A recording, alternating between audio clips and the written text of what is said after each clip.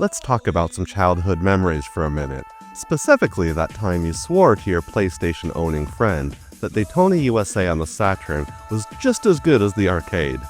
But were we actually just gaslighting ourselves? Let's be real.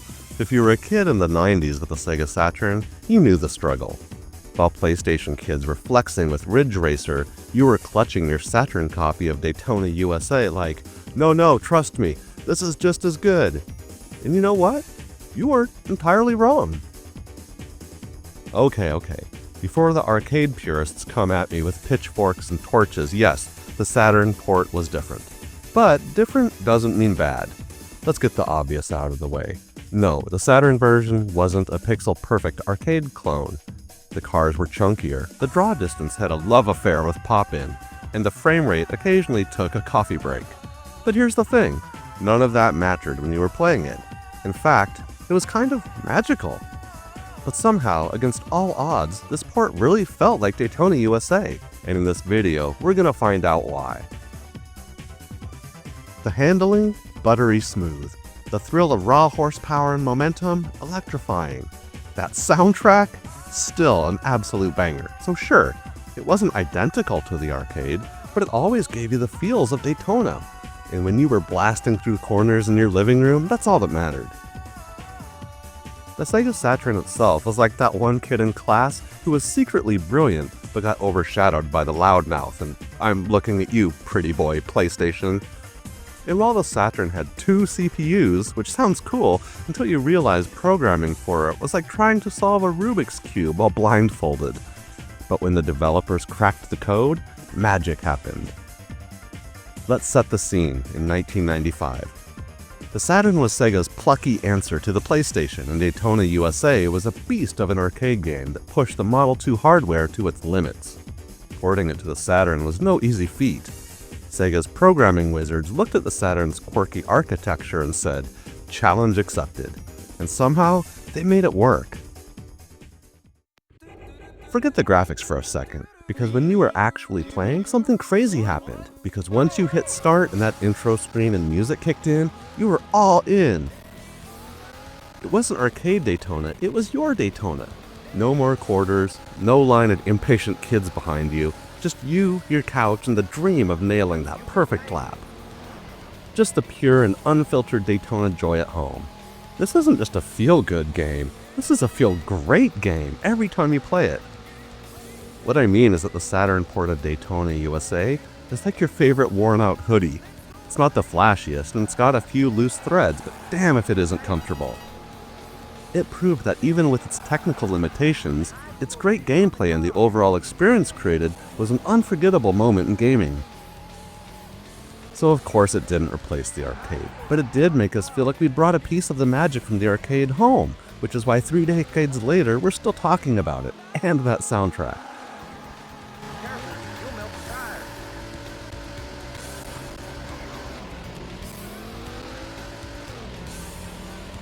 Daytona's funky, upbeat, and soul-lifting musical masterpieces always feel like a breath of fresh air that somehow brighten up any day and make you forget that you were driving a car made of polygons. I mean, you could still be in last place, your car looking like a mangled Minecraft mess, and then bam! Suddenly you're pumped, you're invincible, and you're absolutely about to wipe out on the next turn, but who cares? The music still made you feel like you were winning. That's the power of Daytona USA on the Saturn. It wasn't just a port, it was pure adrenaline, all bottled up with the Sega logo on it, just waiting to be opened whenever your younger self was bored. And here's the thing, racing games live or die by how they feel, and somehow against all odds, the Saturn version nailed it. The handling was snappy, and the speed was, oh my god, I'm gonna die level of thrilling, and the beautiful chaos of 40 cars battling it out on a super brightly colored track was always a good time. Daytona on the Saturn is proof that fun doesn't need perfect graphics. It just needs heart and soul, a killer soundtrack, and the sheer audacity to exist. And oh yes, before I forget, the game's pop-in, otherwise known as the Saturn's mysterious solution to "we ran out of RAM," nothing says 3D racing games from the 90s like having the steep walls alongside the track instantly appear like tiles from only a few hundred meters ahead. Okay, fine. That's total jank. But you know what? We remember the pop-in and still have a sentimental soft spot for it. This is like an awkward family portrait, lining the walls of our collective gaming history. And who really cares about pop-in when your car has an animated cloud reflection on the glass? I mean, how cool is that to see on your home console way back in 1995? White flag is out. This is the final lap.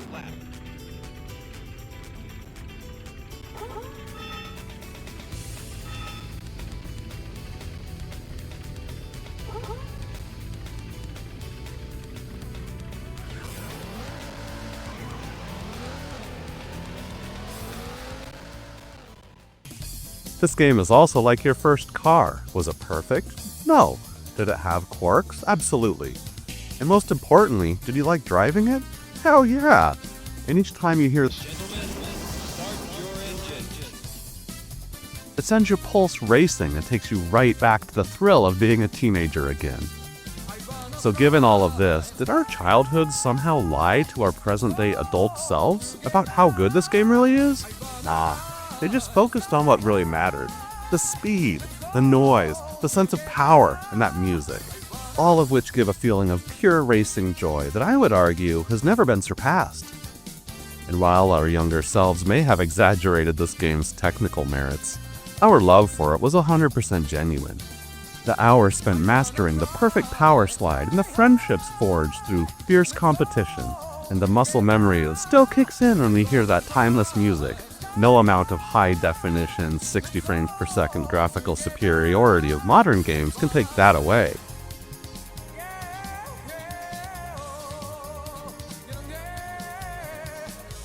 So was the Saturn port of Daytona USA as good as the arcade or those other fancy-pants PlayStation racers? Technically, no.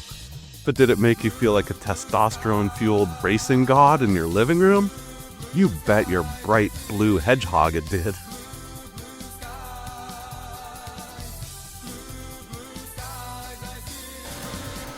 Alright my friends, this is the Retro Gaming Boss signing out.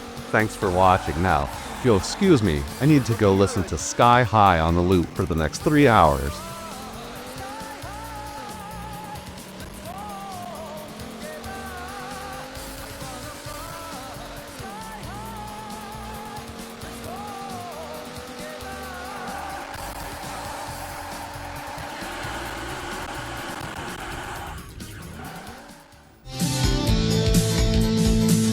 Forget what you thought you knew about 90s console graphics. Seriously, take everything you remember about jaggy polygons and foggy textures and toss it out the window.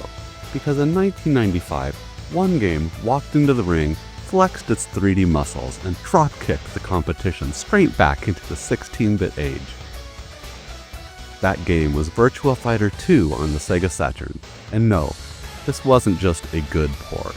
It was Sega making a statement, a mic drop, and a technical achievement that screamed, yes, the Saturn can do 3D, and it can do it at 60 frames per second. So how did this miracle happen? How did Sega take a beast of an arcade game running on Model 2 hardware and somehow make it sing on the Saturn? Grab a cup of nostalgia and settle in. This is the story of Virtua Fighter 2, the Saturn's graphical crown jewel. Let's rewind to the mid-90s.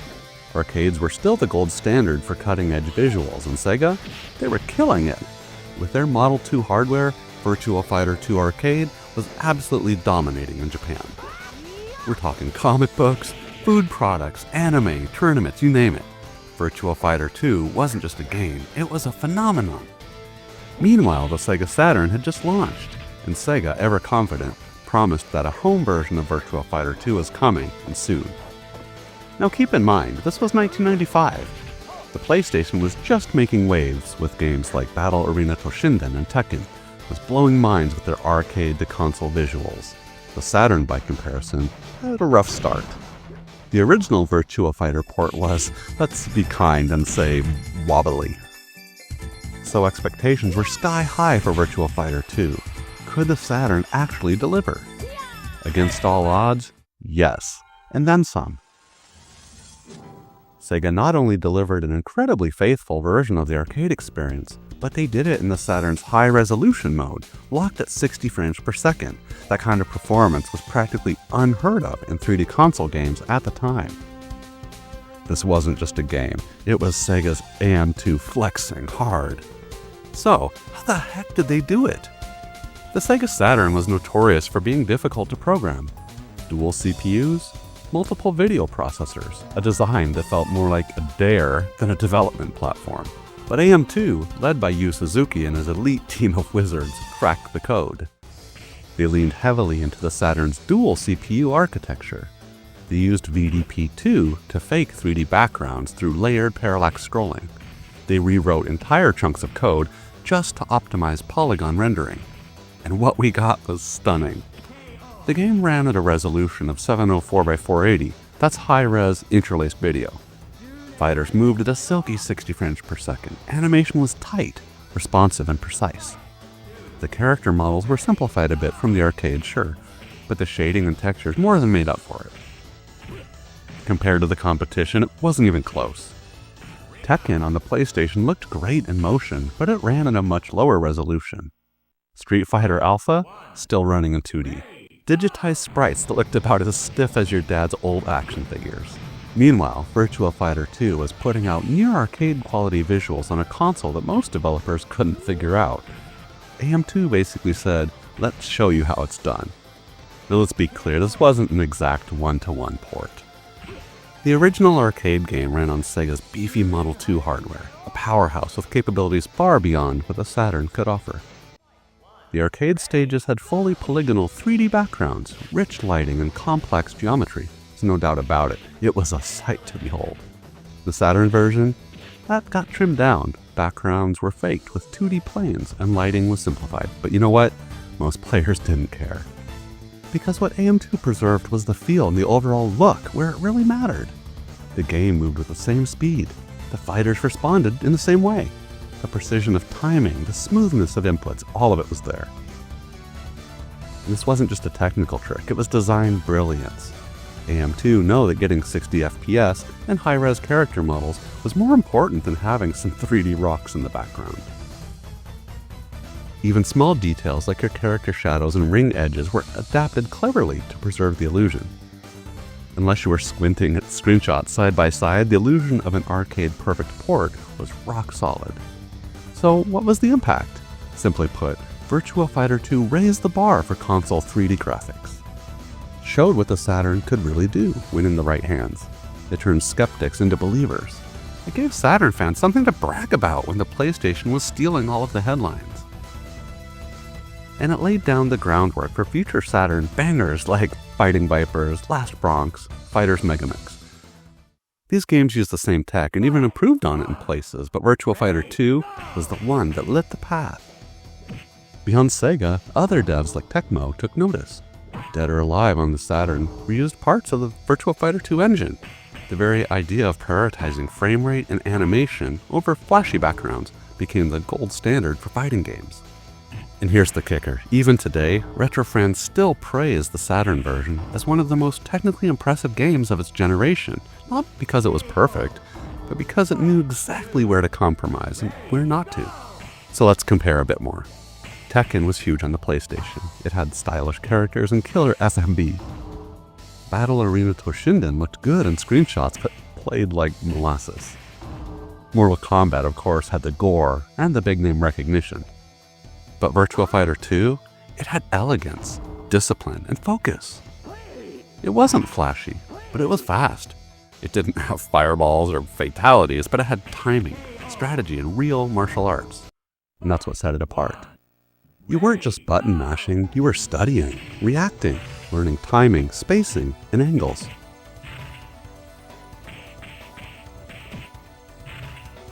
And that sense of authenticity has helped the series endure.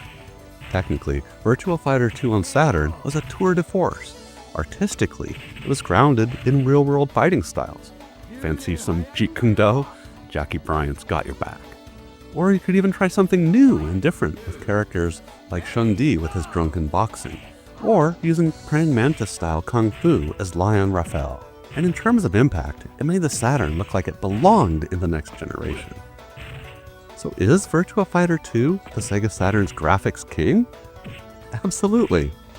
Not because it had the most polygons, but it knew how to use them, because it delivered 60 FPS gameplay at high resolution with animation and character details that put others to shame. It was a game made by a team who understood the hardware, who refused to cut corners where it mattered most. So, my final thoughts? If you owned a Saturn in the 90s, chances are this game was in your library. If it wasn't, what were you even doing? It's available on modern Xbox platforms and emulation in all its retro glory. Or best yet, grab the Saturn disc, plug in a CRT, and experience the magic like it was meant to be.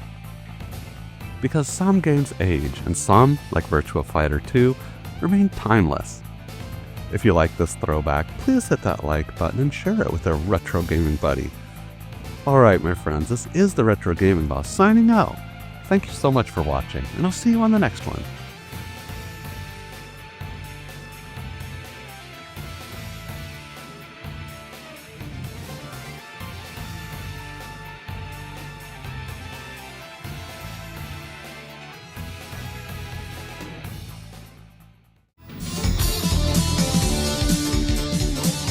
In the realm of gaming, few titles have captured the ethereal beauty of dreams like Nights into Dreams. Released in 1996 on the Sega Saturn, this game is far more than just a whimsical flying adventure. It's a meditation on dreams, self-discovery, and the internal struggles we all face in our waking lives. And beneath the loop-de-loops and pastel visuals lies a deeper narrative. One that speaks to struggles of growing up, the nature of fear, and the universal desire for freedom. So in this video, we're looking beyond the surface into the story's deeper meaning.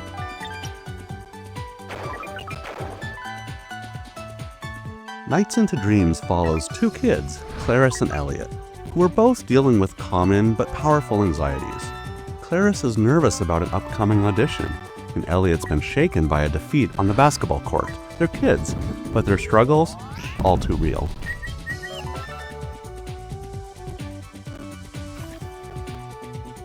In sleep, they drift into Nightopia, a dream realm that's soon invaded by the Wise Man, a being born from nightmares. He wants to corrupt dreams and feeds off fear. Enter Nights, a flamboyant dream being with the grace of an acrobat and the energy of a fireworks show. Together, Nights and the children fight back, not just against Wise Man, but against the very emotions that paralyze us: fear of failure, rejection, and doubt.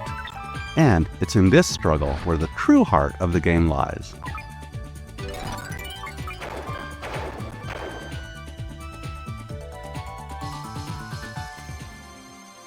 The world of Nights isn't random dream imagery, it's packed with symbolic layers. Nightopia represents the subconscious, a place where dreams and desires, fears and insecurities all collide. Everything here means something.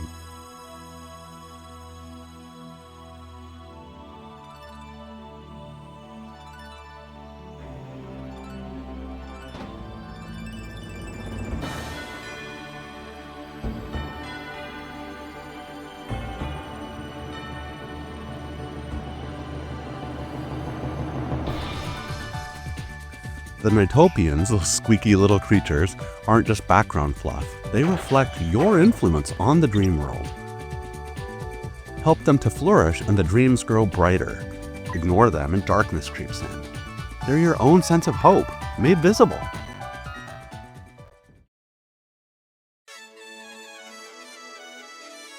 But the team members really liked the idea of setting the game inside of a dream world.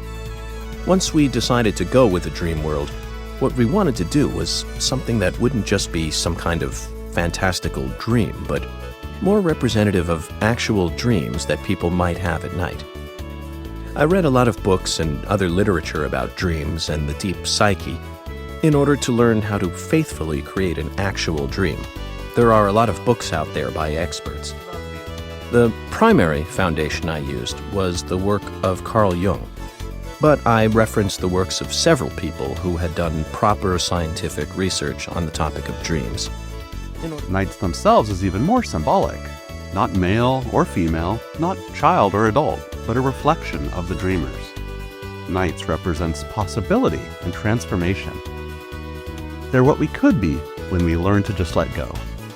So for a while, members of my team would come up to me and ask things like, "Hey, so I had a dream about this last night. What does that mean?" And I'd say, "Okay, that means you have residual trauma from this sort of event in your past." So I was acting sort of like a dream interpreter.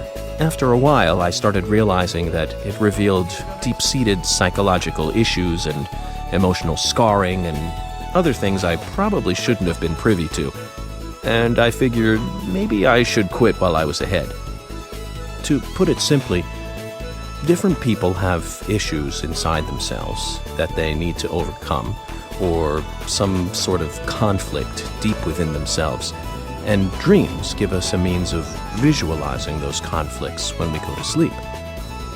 That's how dreams work in the real world, at any rate.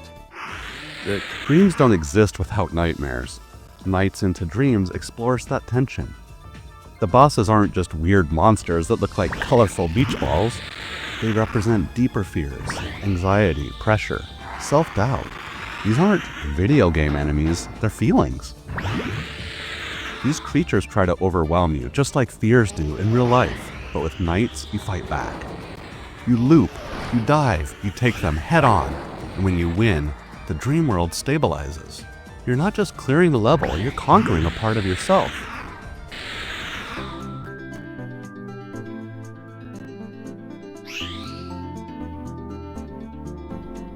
At the heart of it all is the theme of freedom.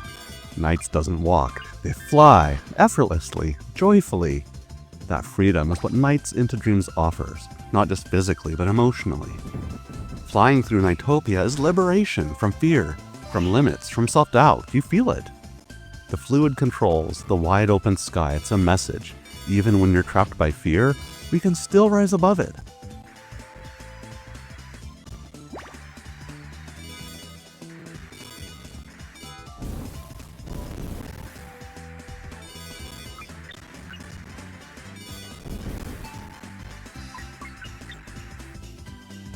By the end, Elliot and Claris don't just defeat Wise Man, they grow. In their waking lives, they find courage. Knights gave them the tools. That's the deeper meaning. Your dreams can shape your reality. Hope can overcome fear. And freedom, it's not just a mechanic, it's the message. At any rate, the character of Knights represents what's known in psychology as the shadow, which is sort of an alter self. When a man dreams, he'd see his alter self as male, and when a woman dreams, she'd naturally see her alter self as female. In creating Knights, we wanted a character that could conceivably look both male or female, and so that's why we went with a gender-neutral character. When the Knights into Dreams didn't sell as many copies as Mario 64. It didn't become a franchise juggernaut, but what it did do was leave an impression, deep, lasting, and strange in the best way. Today, Knights lives on, in remasters, in cameos, and in the hearts of fans who still remember that surreal feeling and freedom of flight. Its themes, still relevant. Its gameplay, still magical. Its message, you know it's timeless. And in a world that often weighs us down, Knights into Dreams reminds us that we can fly, that facing fear can be beautiful, and that our dreams, no matter how strange, might just be the key to who we really are.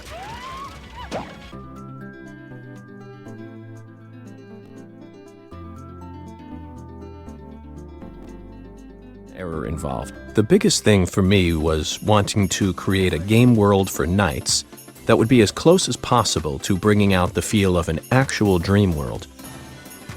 That's one of the things I like most about Knights, is the fact that, as far as I can think of, Knights might be the only game character that a person could ever actually really meet. I really like the idea that fans might look forward to the chance of possibly meeting the real Knights whenever they go to sleep at night. So thanks for exploring this dream world with me. If Knights ever helped you through a tough time, or inspired your creativity? Share your story in the comments below. And if you've never played it, maybe it's time to close your eyes and take flight.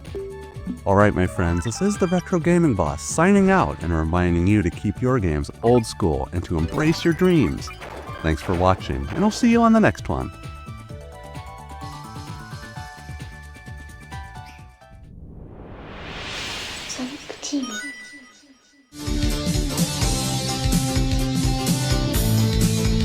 Let's start with a question. Can a single arcade game reshape an entire genre? In 1995, Sega Rally Championship didn't just push polygons, it pushed feel. It grabbed the entire racing genre by the suspension arms and said, let me show you how it's done. Because this wasn't just another arcade racer with pretty visuals, Sega Rally fundamentally redefined how driving in games feels. It didn't just look smooth, it moved smooth. The physics were revolutionary, the handling was responsive, and the terrain felt alive. So why does this game from the Saturn era, yes, the Saturn, still feel so amazing in 2025? Strap in, we're about to take a wild ride through slippery gravel, perfectly timed drifts, and some of the finest racing game physics ever put on a disc. Buckle up, because this is how Sega Rally made us feel like racing gods. Let's talk about the feel. If you've ever played Sega Rally Championship, then you already know what I mean. That first chicane on the desert course, you brake just a little, the car dips, you feel the rear end kick out slightly, and there it is, that controlled chaos. Every corner in Sega Rally was an invitation to dance with physics. The game didn't just toss you into a turn, it tempted you. Light tap of the brake, quick flick of the wheel. Feel that inertia, the back end starts to slide. You counter, the car bites in and you've entered the perfect power slide like a pro. The slide wasn't canned or scripted, it was entirely based on simplified but intentionally designed physics calculations. Tire friction, weight transfer, grip. The math under the hood was elegant in its simplicity, but devastatingly effective in gameplay. But not in the goofy, moon gravity kind of way you got in Ridge Racer. Here, the drift was purposeful. It wasn't about showing off, it was about maintaining momentum, fighting the terrain and reading the road. And that wasn't just by accident. Sega Rally Championship was the first racer to simulate different surface physics: tarmac, gravel, mud. Each with its own grip level, each one demanding something different from you.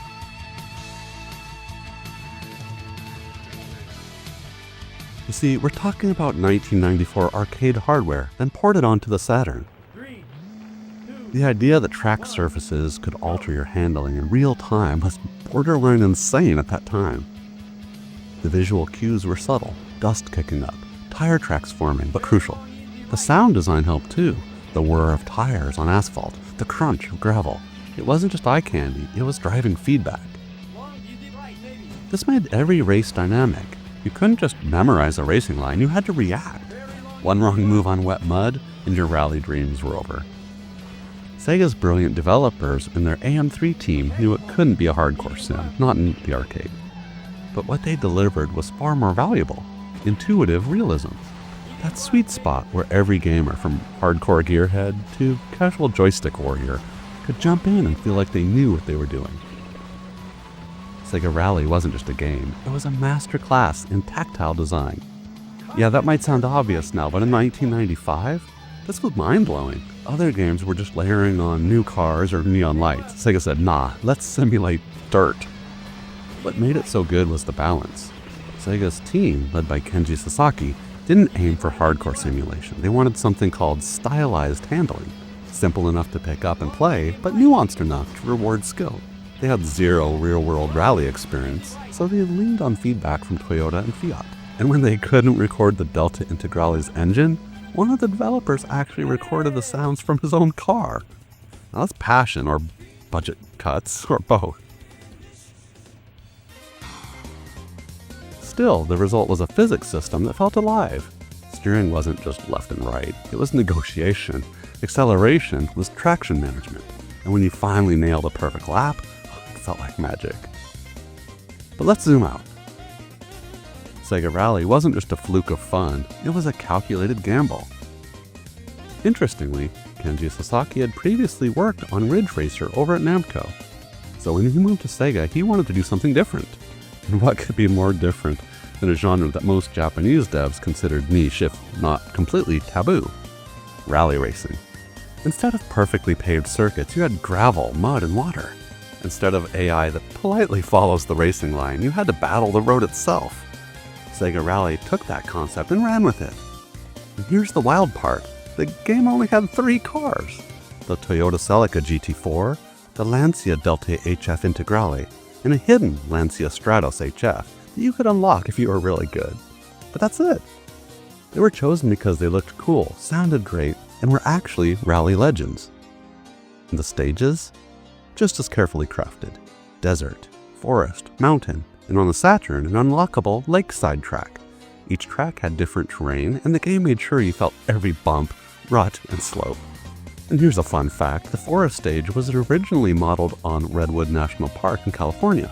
But when Midway's Cruisin' USA dropped with a similar look, the dev team scrapped it and rethemed the stage to resemble Yosemite.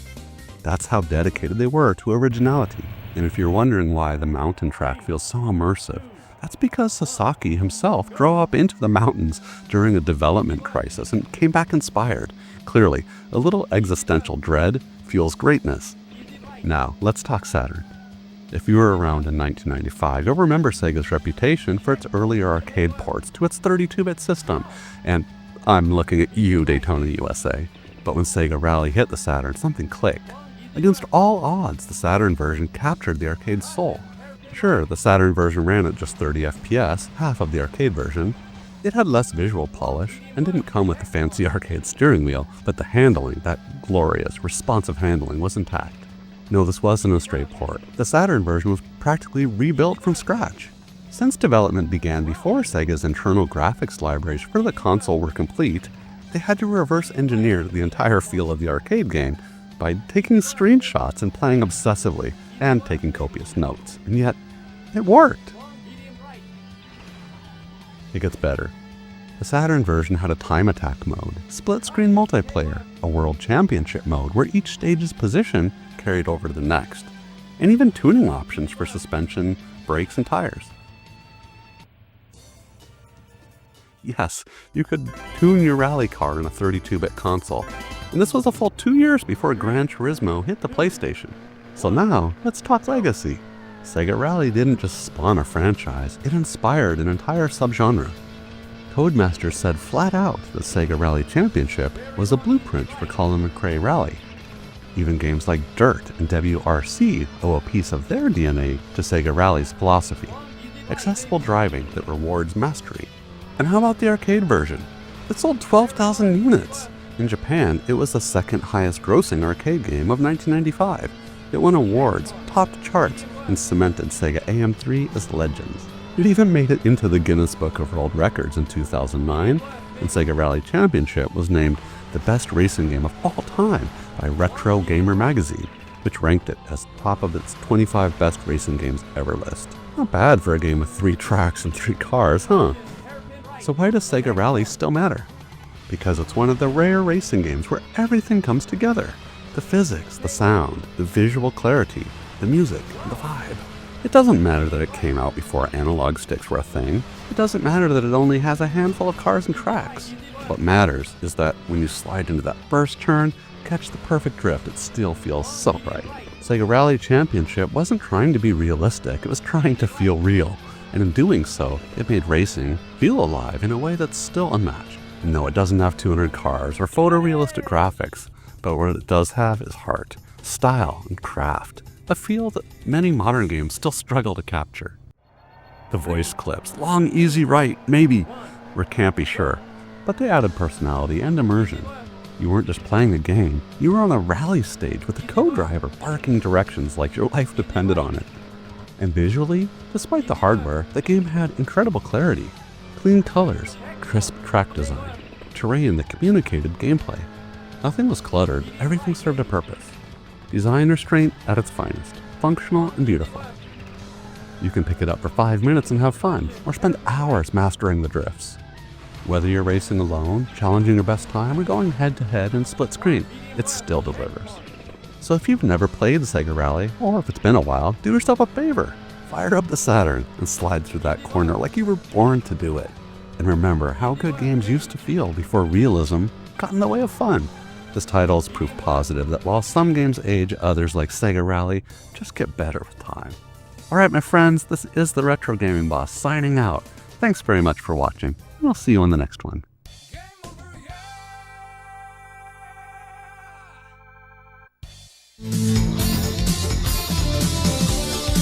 Video games have evolved immensely since their inception, with technological advancements and creative innovations pushing the boundaries of game experiences. Despite this, there remains ongoing debate over whether video games should be regarded as a legitimate form of art. Some argue that video games are simply entertainment, akin to toys that are designed for mass consumption, while others believe that the combination of visual design, music, storytelling, and interactive elements qualifies video games as a true form of art in their own right. Join me in this Retro Gaming Boss retrospective look back at Panzer Dragoon, the classic title for the Sega Saturn, as we answer the question if video games can, and indeed should, be considered as a form of art. Before we dive into it, I'd like to invite you to subscribe to my YouTube channel, which is always here for a quick retro gaming break whenever you need it. I appreciate your support, since it's the only way that YouTube will highlight my videos. So to claim that video games are a legitimate form of art requires understanding the broad definition of art. Traditionally, art is seen as a medium through which humans express emotion, convey ideas, or provoke thought. This is not confined to one particular format. Paintings, sculpture, literature, and films all offer various ways of achieving these goals. If we apply this definition, it also becomes clear that video games can serve the same purpose. Video games combine visual design, narrative storytelling, music, and sound to create an immersive experience. Each element is carefully crafted by creative designers, programmers, and artists who work together to evoke specific emotional responses from players. Panzer Dragoon, released for the Sega Saturn in 1995, is a prime example of a video game that goes beyond simple entertainment to become a work of art.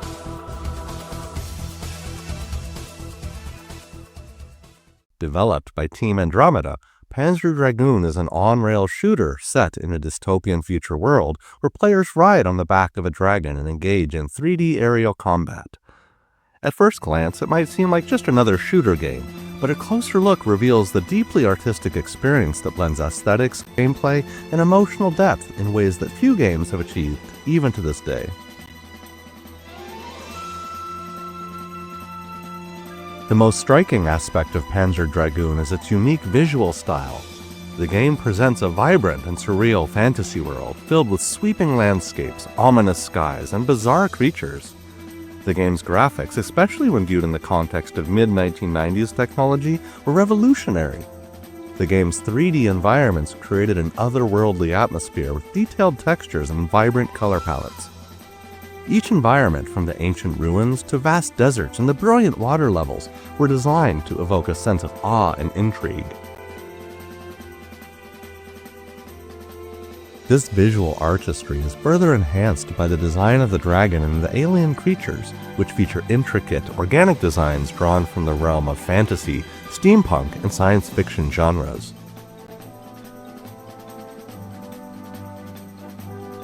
The creatures and environments are evocative of surrealist paintings where the lines between reality and dreams blur, transporting you into an entirely different realm. The impactful aesthetic choices in Panzer Dragoon elevate the game's art direction from mere graphics to a deliberate and beautiful form of creative expression that you step into each time you play.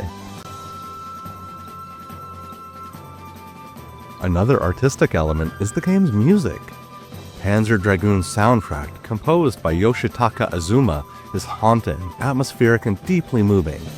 The richness of the music complements the game's environment, enhancing the emotional impact of each level. From ethereal melodies that evoke a sense of isolation and discovery, to the fast-paced and tense tracks during combat with enormous bosses, the music is perfectly crafted and choreographed with the action unfolding in the game. The score's complexity and emotional depth elevate the narrative, making the players feel as if they're part of something much larger than just a video game. The sound design also plays a significant role in creating fully realized immersive experiences. The sound of the dragon's wings flapping, the roars of the enemies, and the otherworldly environmental sounds all contribute to a genuine sense of place. Together, the sound and music create a cohesive artistic experience, reinforcing the game's themes and deepening the emotional connection between the player and the world of Panzer Dragoon.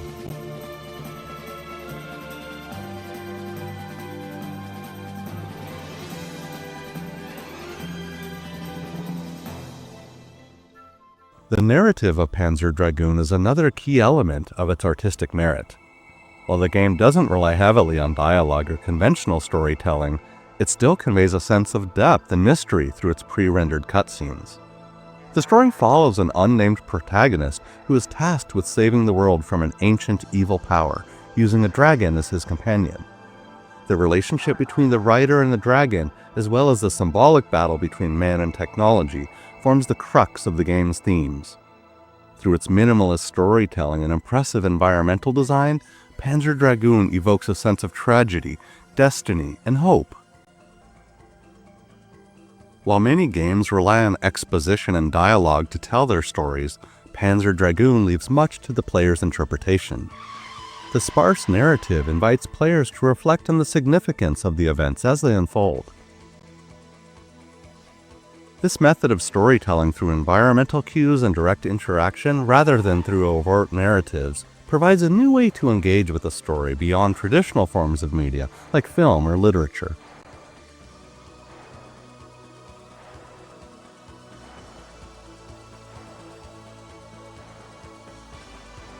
Despite the arguments in favor of video games as art, some haters maintain that video games should not be considered art due to their primary focus on entertainment and profit. Their argument is that art should be created for the sake of expression, with no other objective than aesthetics or to provoke thought. On the other hand, video games like Panzer Dragoon are produced primarily to sell units and make money. The very nature of gaming is often about competition, reward, and player engagement, which is more aligned with entertainment than pure artistic expression. Additionally, some critics argue that video games lack the intellectual depth found in other art forms. Unlike novels or films, where deep narratives and thematic material are given prominence, video games often focus on action and gameplay mechanics rather than deeper philosophical or emotional exploration. In that point of view, video games would be considered more similar to sports or amusement park rides rather than legitimate or true forms of artwork. So even though video games like Panzer Dragoon serve the dual purpose of entertainment and art, it does not diminish their artistic value one bit. The visuals, auditory design, and narrative of Panzer Dragoon create a beautiful experience that transcends mere gameplay. The game's ability to evoke emotion, stimulate the imagination, and transport players to another world demonstrates that video games at their best can be powerful artistic works indeed. Whether or not video games are viewed as art ultimately depends on one's definition of art. Based on the creative achievements of games like Panzer Dragoon and others like it, it's undeniable that these video games have rightfully earned their spot amongst the world's great artistic works.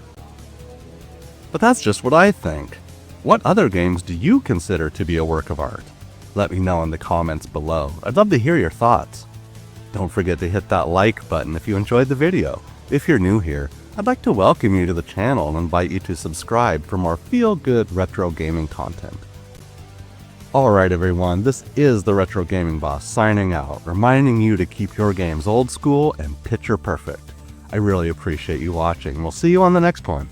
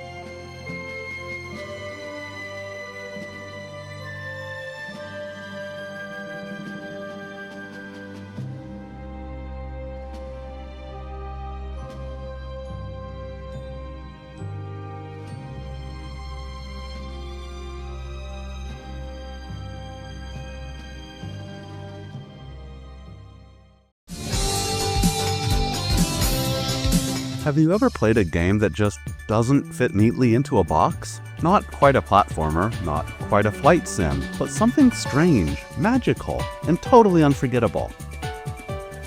Nights into Dreams, released in 1996 for the Sega Saturn, is that game. It's a genre-bending, dream-fueled journey from Sega's heyday, and today we're diving into how it defined an entire console and left an impression that still lingers nearly 3 decades later. Nights into Dreams wasn't just another Saturn title, it was the Saturn's soul in motion. Created by the legendary Sonic team, it was Sega's answer to the question, what happens when we stop trying to compete with Mario and start creating something no one's ever seen before?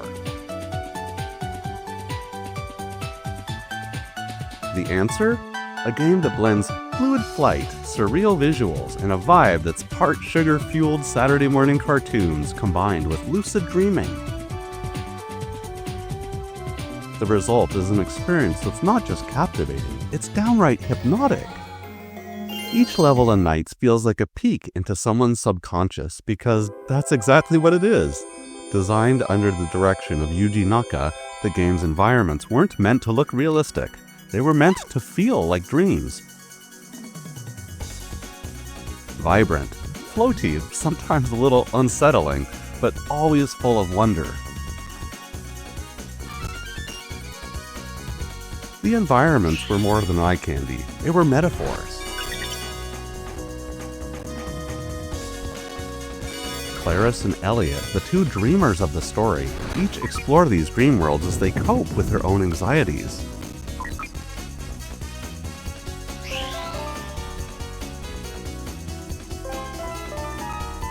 And thanks to the Sega Saturn's 2D and 3D magic, these worlds pulsate with energy and color, and just enough weirdness to keep you guessing.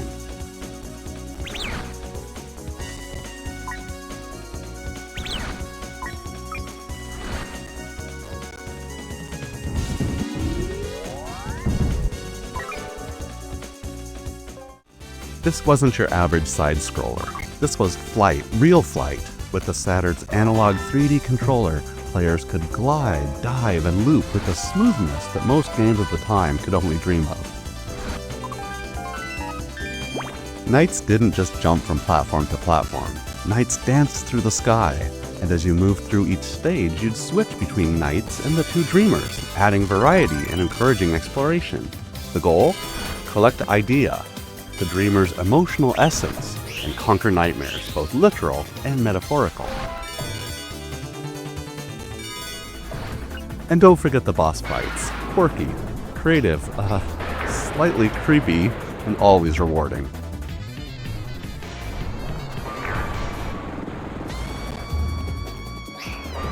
When it launched, Nights into Dreams turned heads, and not just because of its graphics. Critics praised it for its originality.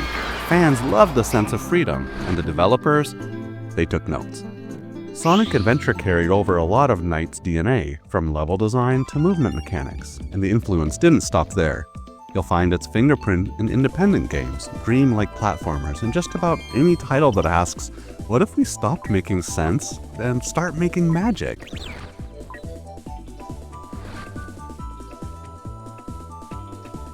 Today, Nights lives on. Whether you're revisiting the Saturn Classic or trying it out via emulation or digital re-release, the experience still holds up. Sure, the original Saturn graphics are charmingly retro now, but the feel? Still unmatched.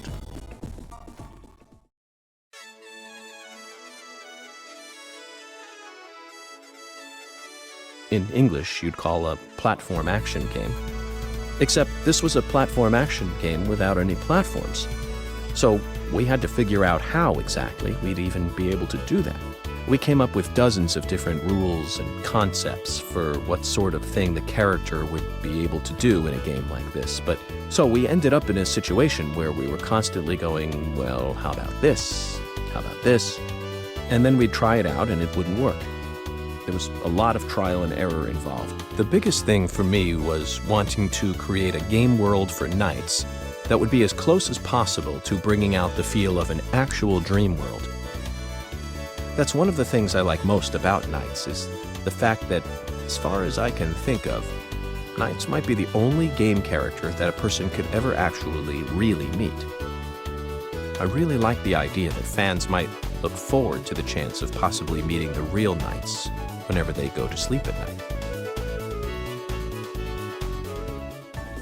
And the fans, they're still dreaming. From artwork to tribute videos to cosplay at conventions, the Knights fandom may be small, but it's passionate.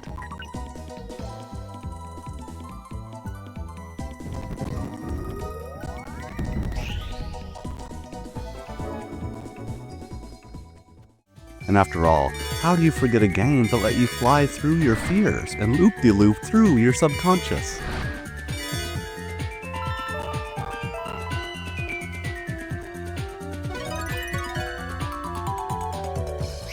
Nights into Dreams isn't just a game, it's an experience, a strange, beautiful, and unforgettable piece of Sega's legacy that continues to inspire anyone willing to take the leap.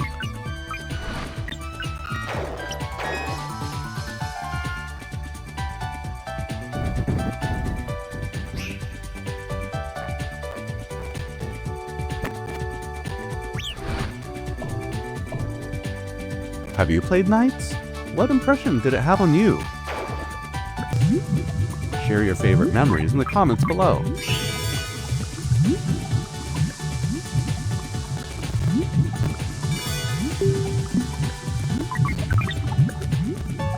Alright my friends, this is the Retro Gaming Boss signing out. And reminding you to keep your games old school and your dreams in flight.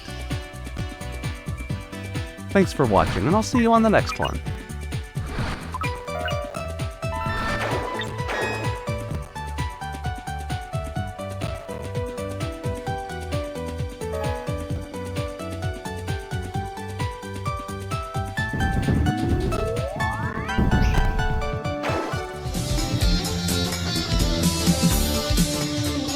Today we're holding up the magnifying glass to take a closer look at the incredible graphics in Astal on the Sega Saturn. If you ever thought the 1990s were all about clunky 3D games with pixelated texture-mapped graphics, Astal is here to prove you wrong. This game isn't just a platformer, it's a masterpiece of 2D artistry that took full advantage of the Saturn's hardware to create a fantasy world so real that you can almost touch it. In fact, I'm calling it right now. Astal is the most beautiful 2D game of the 90s. And today, we're going to find out why. With just one look, it's immediately clear that Astal boasts a stunning visual style. The art direction throughout gives the game a distinct, whimsical fantasy vibe. The characters are meticulously hand-drawn and rendered with smooth animation and an almost crystalline, otherworldly quality to them.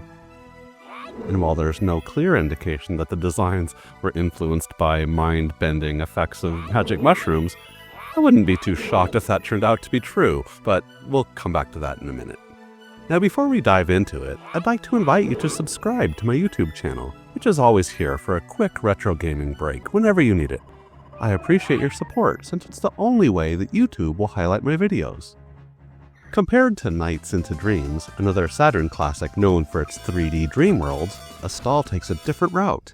It pours all of the energy of the Saturn into a pure 2D experience par excellence, creating a richly colored world with a fairy tale atmosphere that just screams handcrafted with love throughout. Astal himself is a powerful and courageous warrior in a generic and somewhat forgettable story to save his ward, Liva, who he is sworn to protect, who's been captured by the evil one known as Geist. Astal's might gives him the ability to seize enemies and slam them to the ground. He's also capable of lifting and throwing massive, heavy objects like boulders and trees. He also calls upon his bird ally, who helps defeat enemies or gathers fruit for his healing.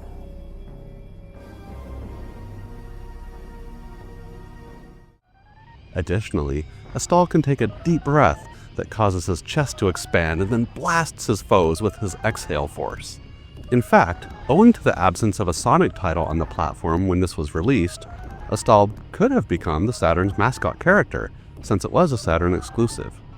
And while it had some pretty interesting ideas and great visuals, It's unfortunate that Sega never had a chance to expand this franchise with a direct sequel.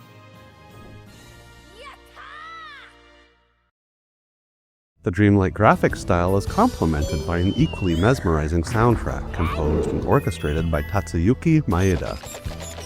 This element of the game deserves all the praise it can get. It's a crucial part of what makes Astal stand out, contributing significantly to its appeal. Combined with Astal's breathtaking environments, the fusion of these two elements turns a good game into something really memorable and totally unique compared to the growing number of contemporary 3D games at the time.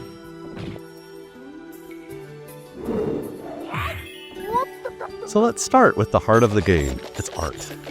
Astal's sprites aren't just pretty pictures slapped onto the screen. They're a masterclass in pixel art perfection, buttery smooth animation, and creative ingenuity.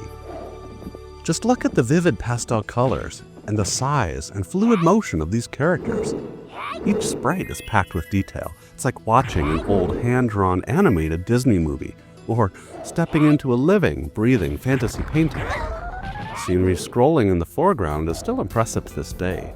And while the gameplay is slower than in Sonic or even Mario for that matter, it's intentional, and it gives you more time to enjoy the stunning visuals because face it, that's what this game was designed to be, a 2D showcase and a masterclass in what the Saturn is capable of.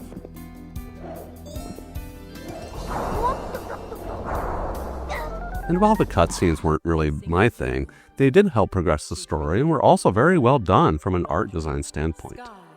But how were such incredible graphics even possible? Well, the Sega Saturn had some unique hardware architecture that allowed the developers to push 2D graphics to the absolute limit. And unlike the Genesis or Super Nintendo, the Saturn came all guns blazing with 2 separate video display processors designed to handle sprite rendering and background layers independently. This, along with its 32-bit RISC main processors running in a master-slave configuration, powered millions of colors on screen with dozens of detailed sprites at any given time. This was like the blast processing scene in Sonic the Hedgehog on the Genesis, all jacked up on a roid rage. But in a kind of soothing and magical way.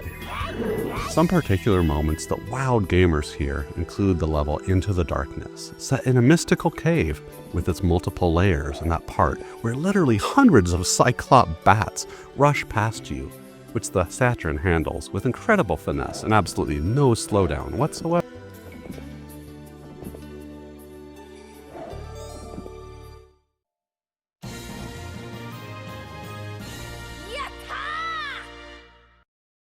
Or when riding on the back of a sea serpent while traveling across an untamed waterway in the River of Dreams level.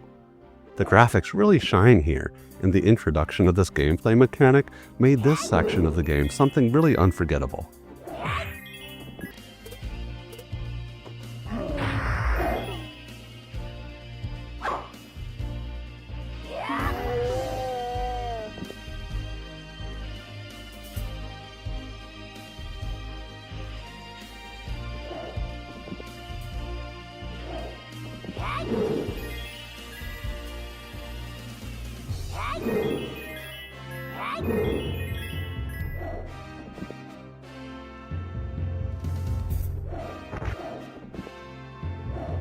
The Saturn's sprite scaling and rotation was also on full display in the volcanic valley level. And I've got to tell you, it was really impressive, the sense of depth and scale of the giant lava balls blasting from the background all the way up to you in the foreground and exploding. Wait, did I just say giant lava balls blasting and exploding? Dear Lord, what have I done? One of the last graphic features that further blew my mind was how the Saturn flexed its muscle with the infinite plane layer drawn by its mighty VDP-2.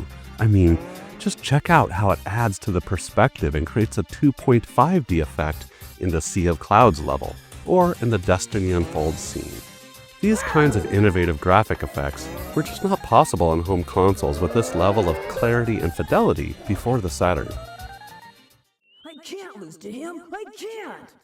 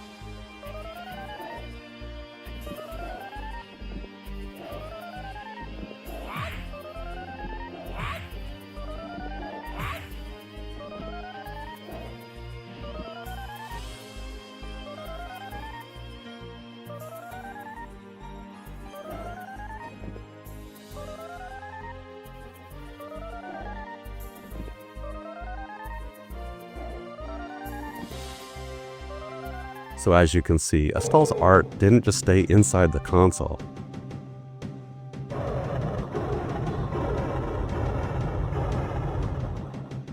It connected to a broader tradition of fantasy illustration and animation. And you can see the echoes of classic storybook art, anime, and even traditional painting styles in its visuals.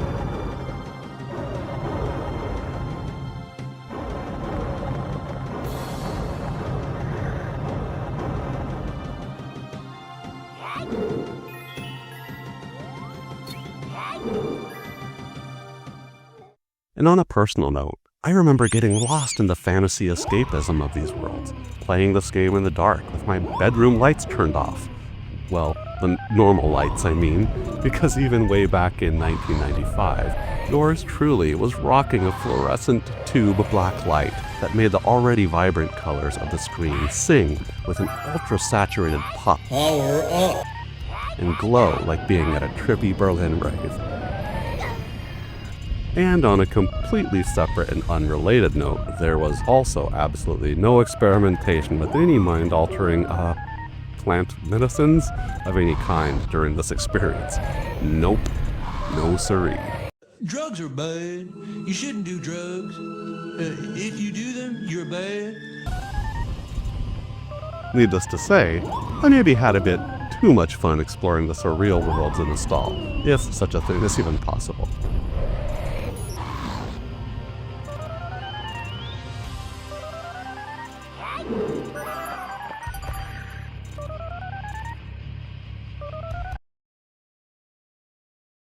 But Astal is more than just eye candy. It's earned a passionate cult following over the years, partly because of its unique visual style that's unlike anything else on the Saturn or any other platform. Its fantasy-inspired design blends mythical illustration and whimsy, creating a world that feels both epic and really pulls you in.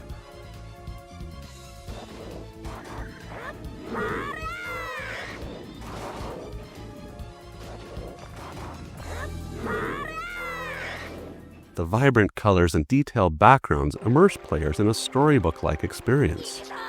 And though it wasn't a blockbuster hit back in the day, Astal's art style influenced many indie developers and artists who see it as a benchmark for handcrafted sprite work. So while this game came out early in the Saturn's lifespan, it was unfortunately ignored and didn't sell very well. But I can say with confidence that those that did take Astal home were blown away and cherished this beautiful example of a fading genre in the mid-90s.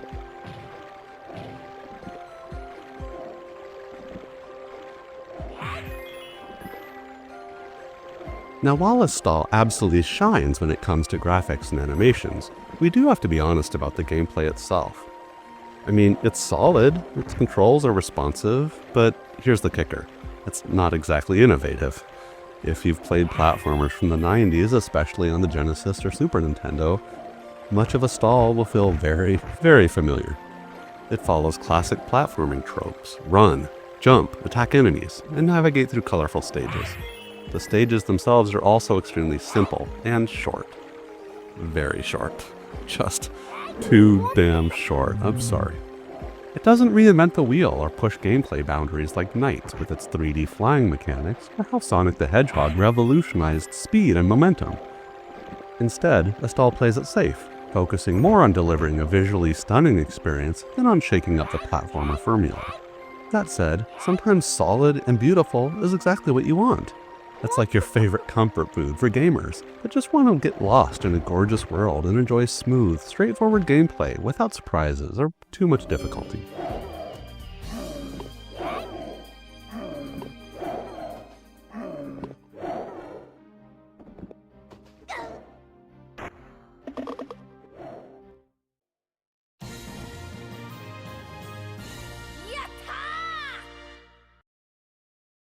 And real quick, if you enjoy this content, I've put a link in the description below of a playlist of all of my other videos that you might also enjoy, including other Saturn classics. So check it out and stick around for a while.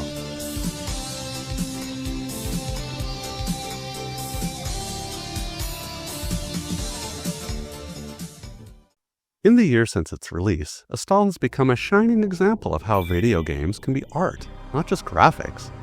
It's a reminder that great video game art doesn't need the latest 3D tech. just vision, creativity, and passion. The game is still rightfully celebrated by pixel art enthusiasts and collectors, and it certainly deserves its place in the halls of retro gaming glory. It's a beautifully crafted world, a technical showcase, and a creative triumph all rolled into one.